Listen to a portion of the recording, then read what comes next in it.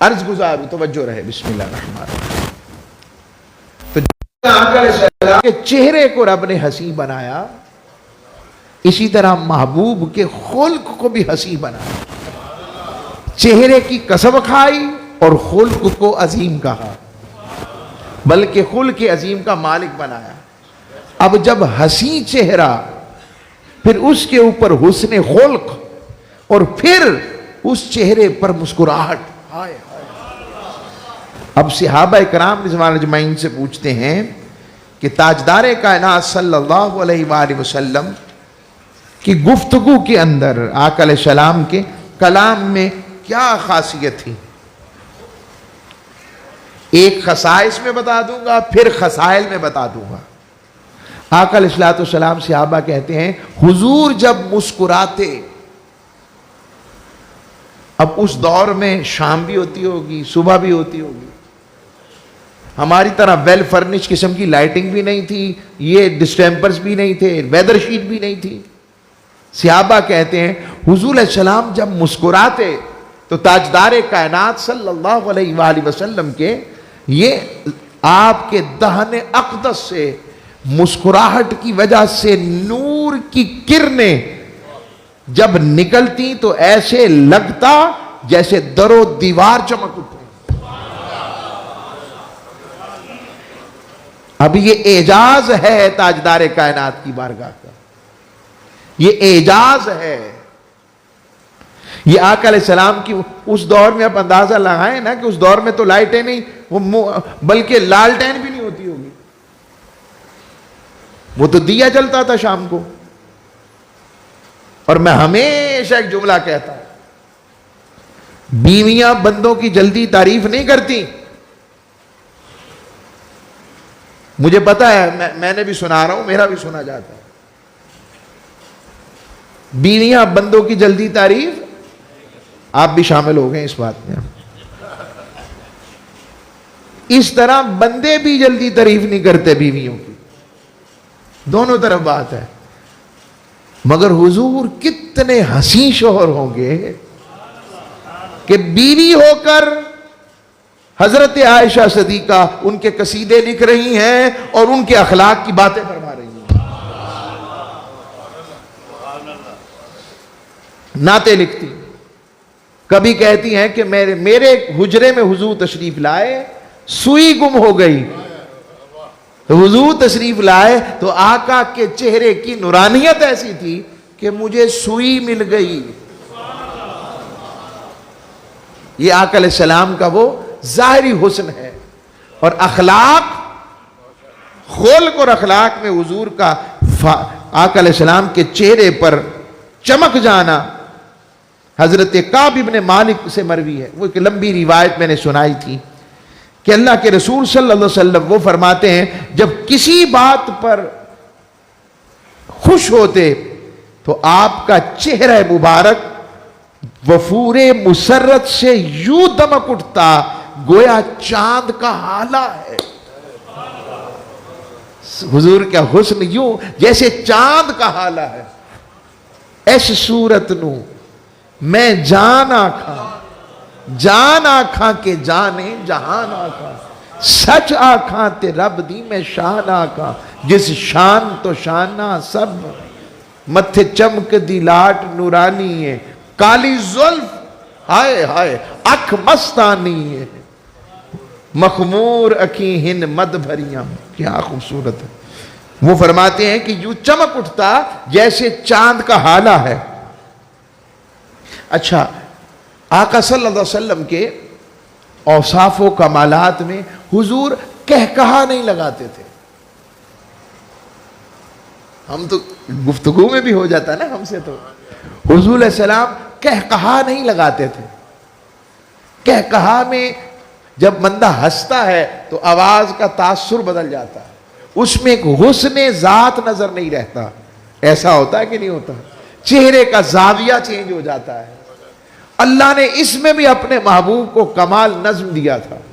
حضور کا مسکرا دینا ہی کافی تھا، اور آقا مسکراتے تو میں تو کہتا ہوں کائنات جگمگا جاتی ہوگی۔ اور بہت مسکراتے تو یہ ہوتا کہ آقا علیہ السلام کے جو داڑھیں مبارک ہیں وہ نظر آتی تو صحابہ ایک دوسرے، یا آج سرکار بہت خوش ہے، آج سرکار بہت خوش ہے، یعنی وہاں مسکراہٹ کا یہ عالم۔ اور حضرت عائشہ فرماتی ہیں میں نے رسول اللہ صلی اللہ علیہ وسلم کو کبھی اس طرح کھل کر یا کھل کر کہکہا لگا کر ہنستے نہیں دیکھا۔ آپ کا حلق مبارک بھی دیکھ لیتی، آپ صرف مسکرایا کرتے تھے۔ اچھا یہ بات بھی نہیں، اگلی بات، اگلی حدیث سے پہلے یہ بھی بتا دوں، آقا علیہ السلام یہ نہیں تھا کبھی کبھی ہنستے تھے۔ ہنسنا بمانا مسکراہٹ ہے، اگر لفظ نکل جائے تو عرفی سمجھنا ہے اسے۔ حضور کبھی کبھی نہیں مسکراتے تھے، ایسا نہیں ہے۔ حضور خشک مزاج نہیں تھے، جلالی نہیں سن۔ اللہ نے قرآن میں کہا ہے محبوب میں نے آپ کو بنایا ہی نرم دل ہے۔ حضور جلالی نہیں تھے اس طرح، ہر وقت غصہ جلال۔ ہمارے ہاں تو اب میں اس پر کیا تبصرہ کروں، علمیت کی شان بھی یہی ہے کہ جو خشک مزاج، دین والا کبھی خشک مزاج نہیں ہوتا۔ چلو میں اپنے اوپر لاتا ہوں بات، دین والا خشک مزاج نہیں ہوتا، دین والا خوش مزاج ہوتا ہے، خوش مزاج ہوتا ہے۔ اور اس کی وجہ چونکہ اس نے پڑھا اور سنا ہوتا ہے، اور پڑھا سنا ہونے کے ساتھ کسی کی صحبت والا ہو جائے تو انہیں دیکھ بھی لے گا۔ آمین کہا کرے ایسے جملے، یہ استجاب مستجاب دعا گھڑیاں ہوتی ہیں۔ کون کون نہیں چاہے گا حضور کو تکنا، کون کون نہیں؟ اور پردے ہماری طرف ہے، ان کی طرف نہیں۔ پتہ نہیں کس کی طرف کتنی ہو، رب کو اور اس کے حبیب کو قبول ہو تو پردہ ہٹ جائے۔ حضرت عائشہ صدیقہ فرماتی ہیں کسی نے پوچھا حضور گھر میں کیسے رہتے تھے، یہ نہ کرو یہ نہ کرو، حضور ایسے رہتے تھے۔ آپ نے فرمایا لوگوں میں سب سے زیادہ نرم مزاج اور جود و سخا کرنے والے تھے۔ آپ بظاہر دیکھنے میں تو لگتے تو لوگوں کی طرح تھے، لیکن یعنی اس کا ترجمہ ہمیشہ شرح اس کی یوں کرتا ہوں کہ حضور دکھنے میں لوگوں کی طرح ہم جیسے تھے، مگر ہم حضور جیسے نہیں، یا حضور ہم جیسے نہیں۔ فرماتی لیکن حضور بہت زیادہ مسکرانے والے بھی تھے اور خوش مزاج بھی تھے۔ خوش مزاج، سنجیدہ، ہمارے یہاں کہتے ہیں سنجیدہ رہنا چاہیے بندے کی۔ میں کہتا ہوں جس کے چہرے پر سمائلنگ فیس ہوتا ہے، سمائل میں اور سنجیدگی میں فرق ہوتا ہے، کوئی فرق۔ سنجیدگی کبھی سمائل کے درمیان نہیں آتی۔ سنجیدہ سے مراد ہمارے ہاں غصہ ہے جس کو سنجیدہ کہا جاتا ہے۔ آقا علیہ السلام ایسے نہیں تھے۔ حضور سے بڑا سنجیدہ مزاج کون ہوگا، مگر اس سنجیدگی میں بھی تاجدار کائنات کے لبوں پر مسکراہٹ رقصاں ہوتی تھی، خوش مزاج تھے۔ حضرت عبداللہ بن حارث بن الجز کہتے ہیں ما رأیت احدا اکثر تبسما من رسول اللہ، فرماتے ہیں میں نے اللہ کے رسول سے زیادہ کوئی شخص مسکرانے والا نہیں دیکھا۔ یہ گواہیاں دے رہے صحابہ۔ ہم بھی کوشش کریں کہ ہم بھی مسکراتے چہرے والے بنیں۔ سبحان اللہ۔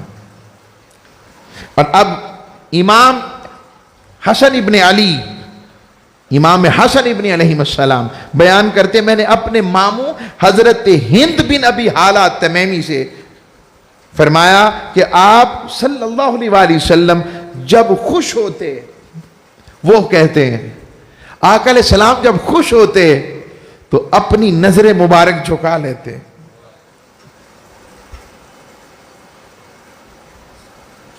کیا؟ اپنی نظر اللہ اکبر۔ او دے ابرو شوق سجیلے نے، او دے سونے نین نشیلے نے، سانو لٹیا اس شرمیلے نے جڑا نظر چکائی رکھتا ہے۔ حضرت بابول شاہ صاحب ہے. سانو لٹیا یہ مانا محبت میں, سانو لٹیا اور شرمیلے نے, یعنی جو شرم والے اتنے کہ سید عائشہ صدیقہ فرماتی جو کنواری لڑکی کیا شرم والی ہوتی ہے, حضور اس سے زیادہ حیادار و شرم والے تھے. تو کہتے سانو لٹیا اور شرمیلے نے جڑا نظر چکائی رکھ, ہائے ہائے ہائے, نظر چکائی رکھتے ہیں. سبحان اللہ. فرماتے کہ اور آپ کا زیادہ سے زیادہ ہنسنا صرف مسکراہٹ کی حد تک محدود تھا, اور مسکراہٹ کے دوران ظاہر ہونے والے دندان مبارک بارش کے اولوں کی طرح سفید نظر آتے تھے. اب اس میں دو چیزیں ہیں. ایک وجہ آجے اس طرف آجے, بارش کے اولوں کی طرح سفید. ایک وجہ تو آقا علیہ السلام کے حسن مبارک رب نے دہن بنایا ہی ایسا تھا, یہ حسین تھا کہ حضور کے دندان مبارک. اور اس میں ایک اور وجہ, حضور اس کے حسن کا اہتمام بھی کرتے تھے. آپ کہیں گے یہ کیا کہہ رہے ہیں؟ آقا علیہ السلام کثرت کے ساتھ مسواک شریف فرماتے, نظافت کا اہتمام کرتے.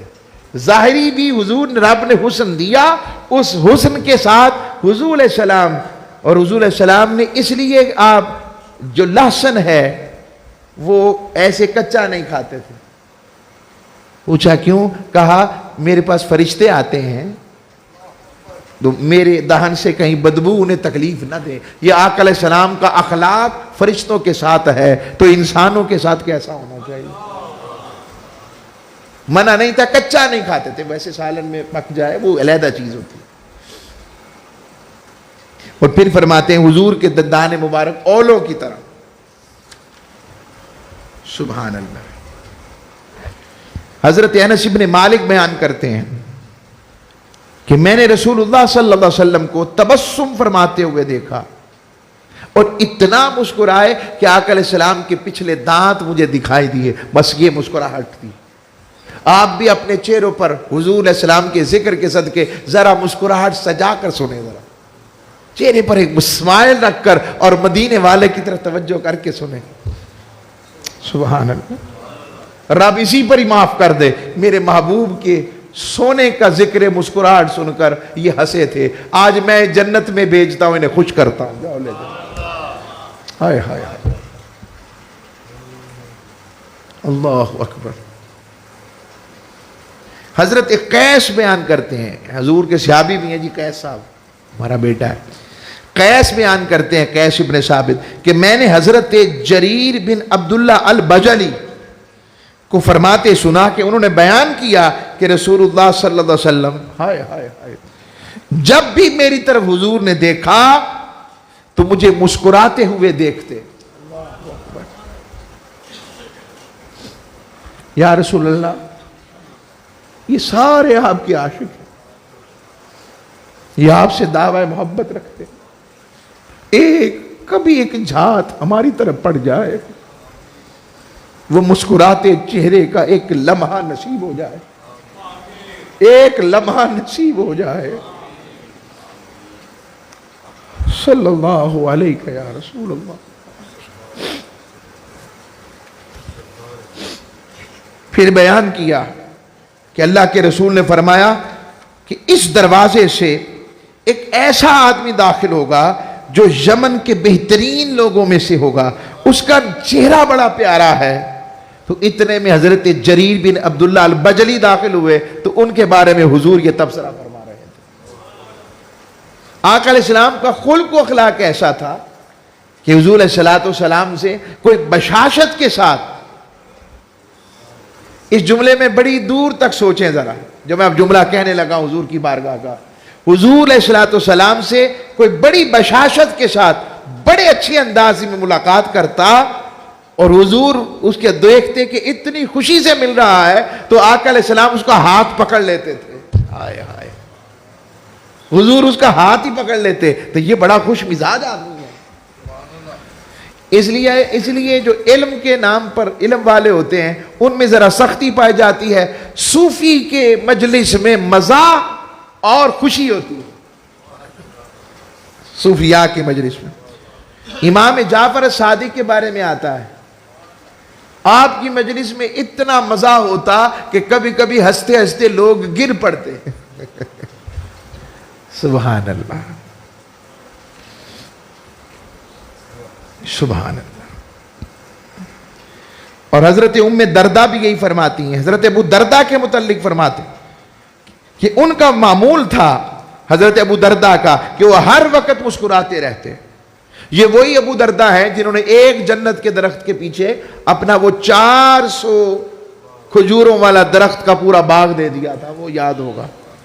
اور جب میں نے ان سے ان کے متعلق پوچھتی کہ آپ ہر وقت مسکراتے رہتے ہیں، فرماتے میں نے حضور کو بھی ایسے ہی دیکھا ہے کہ ہر وقت مسکراتے ہیں۔ یہ آقا علیہ الصلوۃ والسلام کی محبت عرض کر رہا ہوں۔ اچھا، اب حضور علیہ الصلوۃ والسلام جب بیٹھتے تو اپنے آپ کو حضور سے علم میں، حلم میں، عقل میں، بصیرت میں کون اوپر ہو سکتا ہے؟ ہو سکتا ہے کوئی؟ اور ہو ممکن ہی نہیں، سوچ کیا سکتا ہے؟ ہو ہی نہیں سکتا۔ ہاں جی، ہونا بھی وہ ہے ہی نہیں۔ حضرت جابر بن سمرہ بیان کرتے ہیں کہ میں نے 100 مرتبہ سے زائد مرتبہ حضور کی مجلس میں بیٹھا، یعنی 100 کا مطلب کثرت کے ساتھ بیٹھتا تھا۔ صحابہ حضور کے سامنے شعر پڑھتے، دور جاہلیت کی بعض اچھے شعر حکمت والے پڑھتے، بعض تذکرہ باتوں کا کرتے۔ حضور علیہ السلام جاننے کے باوجود اکثر خاموش رہتے، اور کوئی بات پسند آتی تو منع نہ کرتے، جو بات یعنی حضور علیہ السلام کے سامنے غلط بات تو ممکن نہیں، انہیں بھی پتا تھا کہ کیسی بات کرنی ہے، تو اکثر خاموش رہتے۔ حضور از اے ویری گڈ لسنر، حضور بہت اچھے سامع بھی تھے، اور بعض اوقات کوئی بات اچھی لگتی تو مسکرا دیتے کہ ٹھیک ہے۔ ایسا ہوتا۔ میں ایک اور آپ کو وضاحت کرتا ہوں۔ حضرت اسامہ بن زید سے مروی، زید بن حارثہ کے بیٹے ہیں، کہتے ہیں کہ آقا علیہ الصلوۃ والسلام ایک دن ایسا ہوا کہ حضور نے آخرت کے معاملات پر گفتگو شروع کر دی۔ اب میں یہ جملہ حدیث کا سنا رہا ہوں، رواہ الخرائطی، امام خرائطی فی مکارم الاخلاق میں حدیث لائے ہیں، سنیے گا آقا علیہ السلام کی حکمت۔ حضور علیہ السلام نے فکر آخرت پر گفتگو شروع کی۔ جب حضور نے دیکھا کہ صحابہ ذرا سا اکتانے لگے ہیں، آپ نے فوراً اس مضمون کو ساتھ ہی کہا، اچھا یہ بتاؤ گھر والے معاملات کیسے ہیں آپ کے، بتاؤ بے سارے، کاروبار کیسا چل رہا ہے؟ اچھا تمہارے معاملہ تھا کیا بنا، تمہارا تھا کیا بنا؟ جب تھوڑی دیر بعد ان کو ریفریشمنٹ مل گئی، پھر آقا علیہ السلام نے آخرت کی گفتگو شروع کر دی۔ یہ آقا علیہ السلام کی حکمت، لوگوں کے مطابق، لوگوں کو ان کا کام تھکانا نہیں تھا بلکہ رب کی طرف شوق سے بلانا تھا۔ یہ آقا علیہ السلام کا طریقہ بتا رہا ہوں۔ حضرت عائشہ صدیقہ بیان فرماتی ہیں کہ حضور علیہ السلام میرے پاس ایک دن حضور بڑے خوش تھے، بڑے ہی ایک جسے کہتے ہیں ہیپی موڈ میں آئے میرے پاس انگلش میں، تو آپ کا چہرہ اقدس وفور مسرت سے چمک رہا تھا۔ آپ نے فرمایا عائشہ کیا تم نے نہیں دیکھا، یعنی یہ بھی انداز ہوتا ہے عربی میں بھی اردو، میں آپ آج بتاتا ہوں، تم نے نہیں دیکھی یہ بات۔ یہ ایک شخص تھا جس کا نام تھا مجزز المدلجی، مجزز المدلجی نام تھا۔ یہ قیافہ شناس تھا، قیافہ شناس اس دور میں وہ لوگ ہوتے تھے کہ وہ لوگ ایکسپرٹیز معاملے میں ہوتے تھے کہ جب کسی کے مسئلہ آ جاتا نسب کا، یہ ایک دور کا صرف اشارتاً، یا وہ لوگوں کے اندر ایسی کوالٹی ہوتی تھی، وہ کہتے تھے اس کا چہرہ ایسا ہے، اس کا چہرہ ویسا ہے، اندازہ لگانے والے ہوتے تھے کہ یہ اپنے دادے پر ہے، نانے پر ہے، ماموں پر ہے، ابا پر ہے، خالہ پر ہے، امی پر ہے۔ یہ والے لوگ جو ہوتے تھے انہیں قیافہ شناس کہتے تھے۔ اب اس کی اور بھی ہسٹری ہے، میں اس طرف نہیں جا رہا، وہ ضرورت نہیں ہماری۔ تو قیافہ شناسہ بھی ابھی میرے پاس آیا، اس نے اسامہ بن زید کو اور زید بن حارثہ کو دیکھا، یہ دونوں باپ بیٹا جو تھے، یہ کھجور کی چھال سے بری ہوئی ایک چادر پڑی ہوئی تھی، جس سے یہ دھوپ سے بچنے کے لیے انہوں نے اپنے سر سے ڈھانپا ہوا تھا، مگر ان کے پاؤں دکھائی دے رہے تھے۔ جب پاؤں دیکھے تو اس نے ان کے پاؤں دیکھ کر کہا یہ پیر تو ایک دوسرے سے ملتے جلتے ہیں، یہ ہیں کون؟ اندازاً اس نے اپنا اندازہ وہاں بھی علم بتایا، اے پیر تے رل دے مل دینے، بڑے رل دینے یار ہے پیر تے۔ آقا علیہ السلام مسکرا پڑے کہ اسے پتہ ہی نہیں لگا کہ باپ بیٹے کے نہیں ملنے تو پھر کس کے ملنے ہیں۔ یہ بات وہ حضرت عائشہ صدیقہ کو حضور بتا رہے ہیں، لو جی اسے پتہ ہی نہیں تھا کہ زید بن حارثہ اور اسامہ بن زید باپ بیٹے ہیں، مگر علم اس کا بھی کمال تھا کہ وہ بتا رہا تھا یار پیر تے رل دے مل دے، چہرے اس نے دیکھے نہیں تھے۔ تو آقا علیہ السلام نے اس بات کو بھی انجوائبل کیا، یعنی حضور خوشی کا کوئی موقع جس سے چہرے میں مسکراہٹ آئے، ایک جولینس کا احساس ہو، محبت کا احساس ہو، حضور چھوڑتے نہیں تھے۔ میں بتا رہا ہوں، میں دین کے وہ تصور آپ کے سامنے رکھ رہے ہیں جو ہمارے معاشرے سے مفقود ہوتا جا رہا ہے۔ یا تو اخلاق سے عاری ہونا جانے کا نام مذاق ہے، اخلاق سے گر جانے کا نام مذاق ہے، گالی کا نام مذاق ہے، جگت اور پھبتی ایسی کسنا جس میں ماؤں بہنوں بیٹیوں اور بری اور اپنے خاندانوں کو، اس کا نام مذاق ہے، ایسے لطیفے ایسے معاملات، یہ مذاق ہے۔ نہیں، مذاق نہیں، وہ مذاق کا طریقہ اپناؤ جو مصطفیٰ نے ہمیں عطا فرمایا ہے، جس میں کسی کا دل نہ دکھایا جائے، کسی کی شخصیت کو نشانہ نہ بنایا جائے، کسی کی کردار کشی نہ کی جائے۔ آپ سوشل میڈیا یوز کر رہے ہوں، آپ واٹس ایپ یوز کر رہے ہیں، آپ فیس بک پر ہیں، آپ انسٹاگرام پر ہیں، آپ ایکس پر ہیں، آپ جس پر ہیں، یاد رکھیں آپ استعمال تو سوشل میڈیا کر رہے ہیں، مگر وہ آپ کی شخصیت کی وال عکاسی کر رہی ہے۔ کسی مخالف کو جواب دینا، اس کے اندر بھی ادب، اخلاق، دین کو ملحوظ خاطر رکھیں۔ کسی کی عداوت میں اس حد تک نہ چلے جائیں کہ آپ بے حیائی اور برائی کے مرتکب ہوتے چلے جائیں، اور چہ جائے کہ ہم لوگ اس کو اختیار کر کر لوگوں کو اسلام سے نکالنے لگ پڑے کہ فلاں بھی مسلمان نہیں، فلاں بھی کافر، فلاں بھی کافر، اور آپ اس کے نام بگاڑ کر اس کے بارے میں تبصرہ کرتا پھرے۔ ارے یاد رکھیں یہ ساری باتیں تاجدار کائنات کے اخلاق اور آقا کے فرامین اور قرآن کے احکام کے خلاف ہیں۔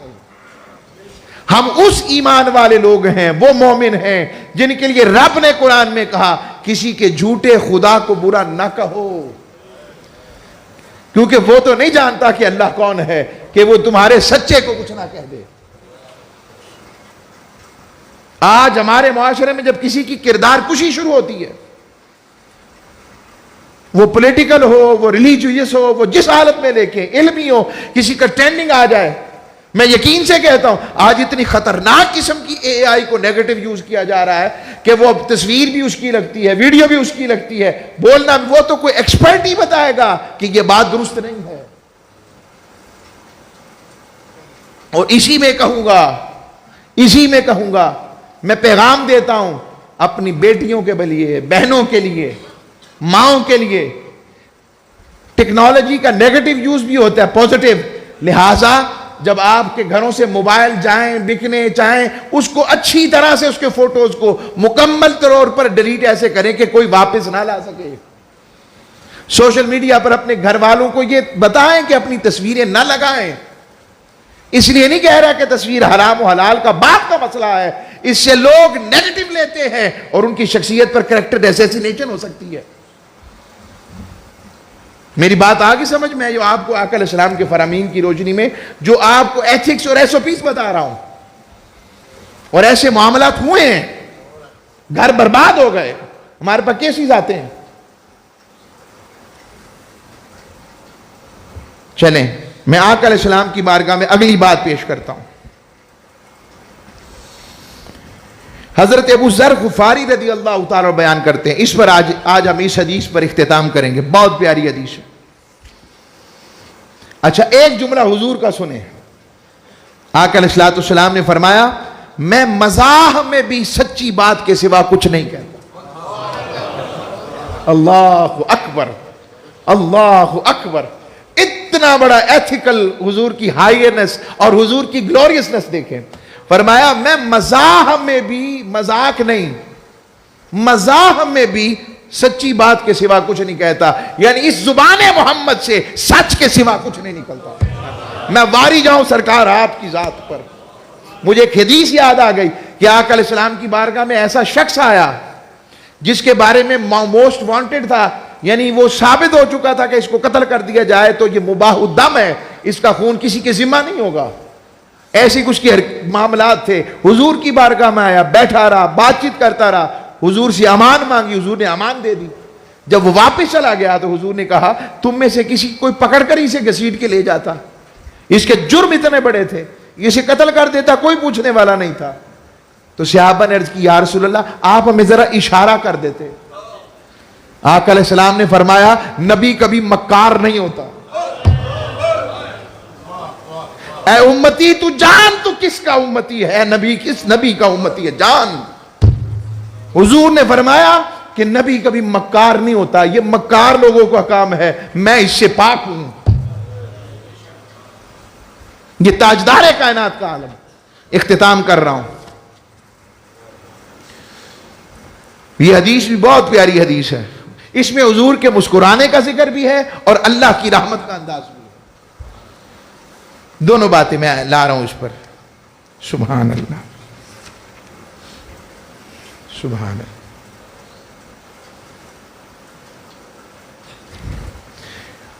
ایک روایت میں حضرت ابو ذر بیان کرتے ہیں کہ اللہ کے رسول صلی اللہ علیہ وسلم، یہ مسلم کی حدیث ہے، احمد بن حنبل کی حدیث ہے، ترمذی کی حدیث ہے. اللہ کے رسول نے فرمایا میں جانتا ہوں شخص کو جو سب سے آخر میں جنت میں جائے گا. اب میں ایک جملہ کہوں گا، جب آخری والے کو جانتے ہیں تو پھر پہلے والے کو بھی جانتے ہیں. اور وہ سب کو جانتے ہیں. میں کہتا ہوں وہ کیا نہیں جانتے. وہ دینے والا جانتا ہے اور لینے والا جانتا ہے. اے ملا نہیں کہیں کار دے، وہ شیوے نہ جانن یار دے. یہ بھی کوئی علم ہے اس پر بحثے کرنا کہ نبی کو یہ نہیں پتا، یہ نہیں پتا. میں اس کی مثال ہمیشہ ایک جملہ دیتا ہوں. آپ کا کوئی دوست ہو، آپ کا دوست ہو اور آپ کے دوست کا کوئی پہلے سے دوست ہو اور آپ کے دوست کے بارے میں کوئی مخالفت کر رہا ہو اور آپ اپنے دوست کی حمایت کر رہے ہو اور اتنے میں آپ کا وہی دوست آ جائے جس کی آپ حمایت کر رہے تھے، تو وہ آپ کے مخالفین کو یا اپنے دوست کے مخالفین کو کہے انہوں نہیں پتا ہے، مینوں پتا ہے، انہوں کی پتا ہے، انہوں کی پتا ہے، اسے کیا پتا ہو، یہ اسے پتا ہی کچھ نہیں، مجھے پتا ہے. اب اس بات مثال کو سمجھنے کے بعد میں ایک تمثیل اور عرض کرتا ہوں. ابو جہل ابو لہب سامنے بیٹھے ہیں، حضور رب کے حق کے نمائندے بن کر بیٹھے ہیں اور وہ اللہ اور دین کے خلاف بات کر رہے ہیں اور حضور رب کے محبوب اور نمائندے بن کر اس کا دفاع کر رہے ہیں.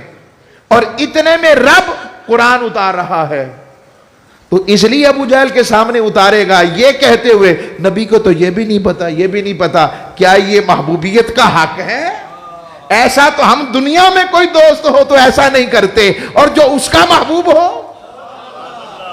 وہ ان کے سامنے اپنے محبوب کی نفی کرے گا. یہ سوچنا اگر یہ سمجھ لگ جائے وہ ہمارا دوست ایسا نہیں کرتا تو جو اس کا محبوب اور پیارا ہو وہ اس کے بارے میں پسند کرے گا کہ اسے یہ نہیں پتا، وہ نہیں پتا، یہ نہیں پتا. میں بتاتا ہوں، ہائے ہائے رب ایسا نہیں ہے. بس میں یہ آئے حدیث سنا دوں، ختم. آج ویسے بھی یکم چھٹی چھٹی والا ماحول ہے تھوڑا سا، معذرت. تو وہ کہتے کہ وہ جو آخری شخص جو دوزخ سے جنت میں جانا جائے گا تو قیامت کے دن اس کے ہلکے ہلکے گناہ پیش کیے جائیں گے، پھر اس کے بڑے گناہ پیش کیے جائیں گے، اور پہلے اللہ اس کے بندوں میں اور اس کے درمیان ایک پردہ ڈال دے گا اور کہے گا تم نے یہ گناہ کیے تھے. فکر مندی والی بات ہے. وہ کہے گا جی مولا کیے تھے، کیونکہ اس کی کوئی اچھی بات ایسی رب کو لگ گئی. رب فرمائے گا جا، تیری ہر گناہ کے بدلے میں نے تجھے نیکی دی، یعنی تیرے گناہوں کو میں نے نیکیوں میں بدل دیا. اب اگلی بات سنیں، بندہ چونکہ ذرا ہرس والا ہو جاتا ہے نا، جب خیر دیکھتا ہے کہنے لگا، وہ عرض کرے گا مالک سے اس دن، مولا ابھی بھی میں کئی گناہ دیکھ رہا ہوں جو تو نے مجھے نہیں دکھائے، یعنی وہ بھی شامل کر دے تاکہ وہ بھی نیکیوں میں بدل جائے. آقا علیہ السلام نے جب یہ بات سنی تو اتنا مسکرائے کہ آقا علیہ السلام کی داڑھ مبارک نظر آنا شروع ہو گئی. مولا ہمارے بھی گناہ بہت ہیں، عمر بھی بڑھتی جا رہی ہے، مان تیرے اور تیرے حبیب کی رحمت پر ہے، ہمارے گناہوں کو بھی نیکیوں میں بدل دے. وما علیہ الا البلاغ.